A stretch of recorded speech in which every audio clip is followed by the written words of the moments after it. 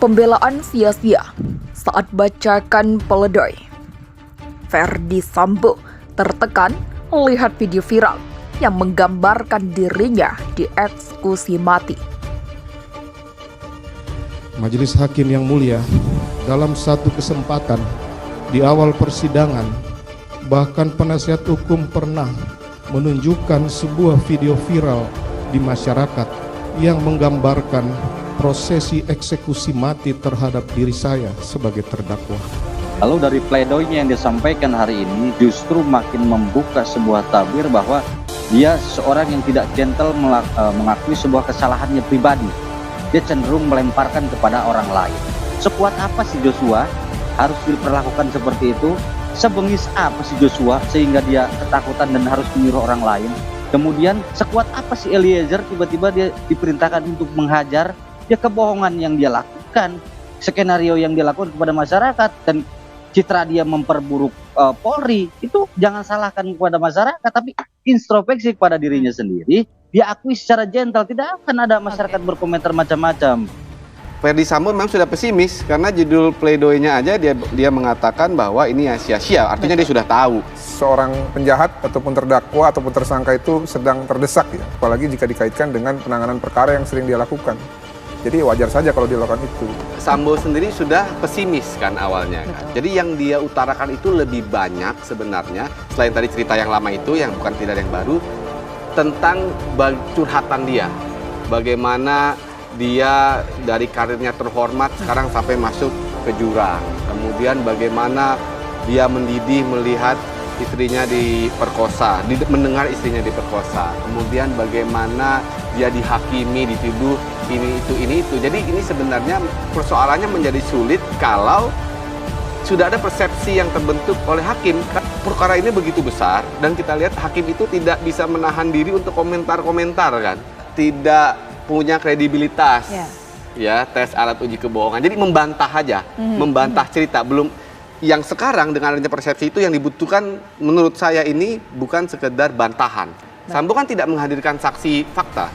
Sambo hanya menghadirkan ahli di persidangannya.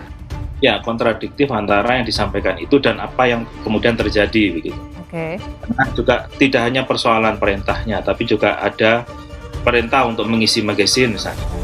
Nah, ini kan tidak mungkin hajar dengan cara mengisi magazine. Ini yang saya kira juga beberapa hal yang cukup agak kontradiktif. Kemudian yang menarik lagi tadi adalah terkait dia membahas presumption of innocence, praduga tidak bersalah. Yang dia katakan selama ini tidak diterapkan kepada dia dan keluarganya dan istrinya. Presumption of innocence ini dikemanakan ketika Joshua dipulangkan dengan kondisi yang sangat mengenaskan. Kemudian orang tuanya disampaikan bahwa dia telah melakukan sesuatu hal yang sangat menyedihkan dan dalam arti di sini sudah melukai ataupun menginjak-injak harga diri orang lain, dan sampai hari ini hal tersebut tidak pernah terbukti dan tidak pernah ada di persidangan pun. Bukti mana yang disajikan kecuali mungkin keterangan terdakwa dan juga asesmen dari ahli, tidak ada bersesuaian dengan keterangan yang lainnya, dan ART-nya pun tidak mengetahui sebenarnya terjadi apa sebetulnya yang terjadi antara Ibu PC dan Joshua. Agak sedikit mustahil ya orang itu tidak ada hal yang meringankan.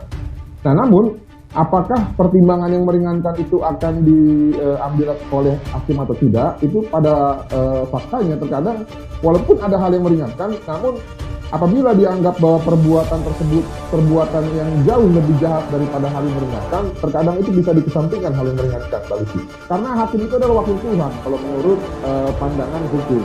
Nah, yang harus diyakinkan di sini itu adalah hakim. Kita lihat nanti apakah Verdi Sambo pledoinya, baik pledoi pribadi ataupun pledoi dari penasihat hukumnya itu dapat meyakinkan hakim untuk meringankan hukumannya. Walaupun kalau saya melihat sih ya peluangnya tipis.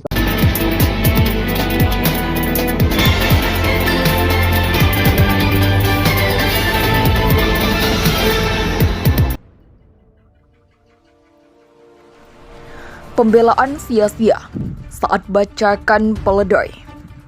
Verdi Sambo tertekan melihat video viral yang menggambarkan dirinya dieksekusi mati.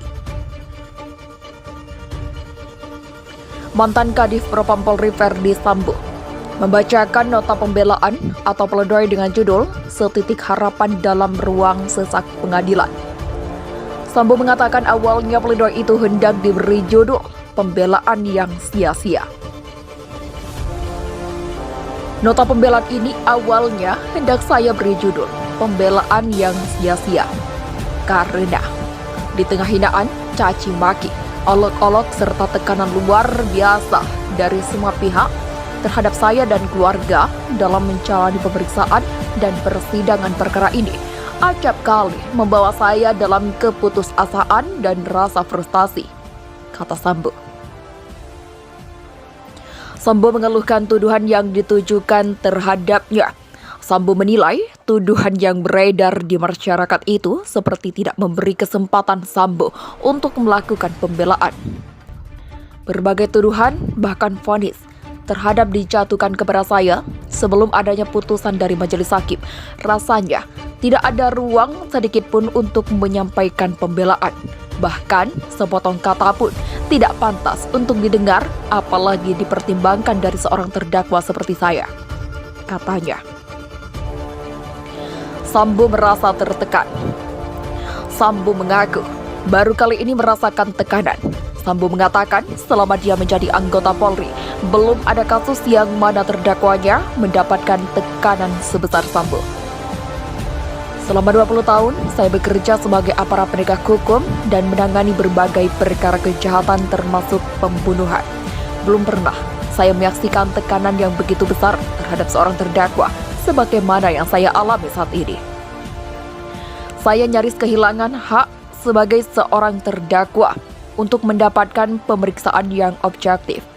Dianggap telah bersalah sejak awal pemeriksaan dan haruslah dihukum berat tanpa perlu mempertimbangkan alasan apapun dari saya sebagai terdakwa.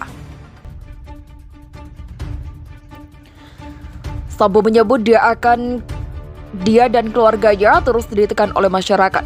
Menurutnya, tekanan ini bahkan mempengaruhi perkara ini.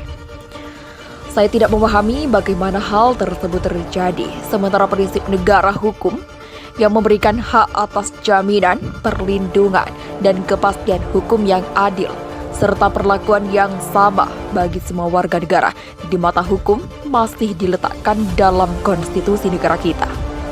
Demikian pula prinsip praduga tidak bersalah yang seharusnya ditegakkan, ucap Sambo. Sebelumnya, Ferdi Sambo dituntut penjara seumur hidup dalam kasus pembunuhan Brigadir Yosua.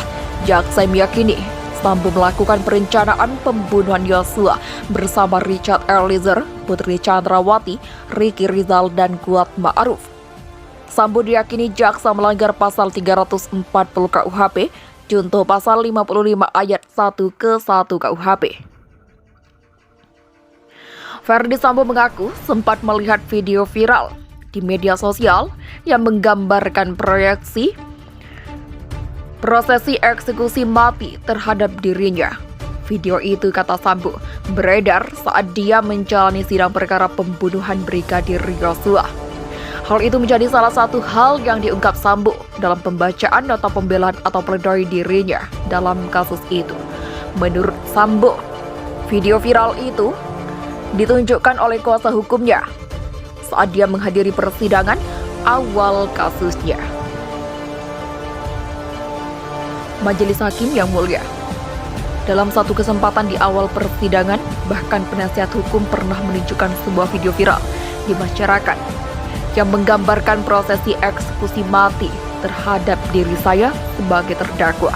Padahal persidangan pun masih berjalan dan jauh dari putusan pengadilan, kata EKS Kadif Propam Polri itu dalam sidang Pengadilan Negeri Jakarta Selatan pada Selasa 24 Januari.